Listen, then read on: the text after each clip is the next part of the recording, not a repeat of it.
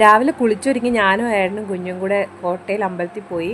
അപ്പോൾ ഹനുമാൻ ക്ഷേത്രമാണ്, എനിക്കിവിടെ ഭയങ്കര വിശ്വാസമാണ്, ഇടയ്ക്കൊക്കെ പോകും. ഇപ്പോൾ ശ്രീരാമനവമി മഹോത്സവം നടക്കുകയാണ്, തുടങ്ങിയിട്ട് കുറേ ദിവസമായി, ഏപ്രിൽ 6 വരെ ഉണ്ട്.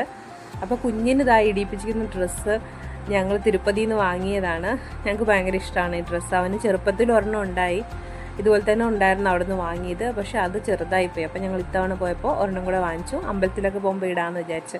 അപ്പോൾ അവന് അമ്പലത്തിൽ നിന്ന് തൊഴുതിറങ്ങി വന്നപ്പോൾ പിന്നെ ഭയങ്കര കളിയായിരുന്നു. അവിടെ കളിക്കാനൊക്കെ നിറയെ സ്ഥലമുണ്ടല്ലോ, അപ്പോൾ ഭയങ്കര കളിയായിരുന്നു.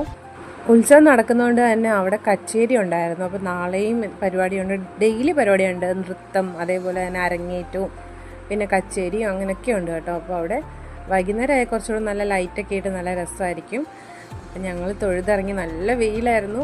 പിന്നെ പോയി ഒരു സോഡാ നാരങ്ങ കുടിച്ചപ്പോഴാണ് ഇത്തിരി ആശ്വാസം കിട്ടിയത്. പിന്നെ ദേ നമ്മുടെ കോട്ടയ്ക്ക് ചുറ്റുമുള്ള വെള്ളം ഉണ്ടല്ലോ, അതിന് ചുറ്റും ഇതിന് എന്താ പേരെന്ന് എനിക്ക് അറിഞ്ഞുകൂടാ, കുളമോ അല്ല, കിടങ്ങ് അങ്ങനെയാന്ന് തോന്നുന്നു പറയുന്നത്. അപ്പോൾ അതിനകത്ത് നിറയെ മീനും ആമയുണ്ട്. അപ്പോൾ അതിനെ കാണാൻ വേണ്ടി കുറച്ച് നേരം നിന്നു അവിടെ.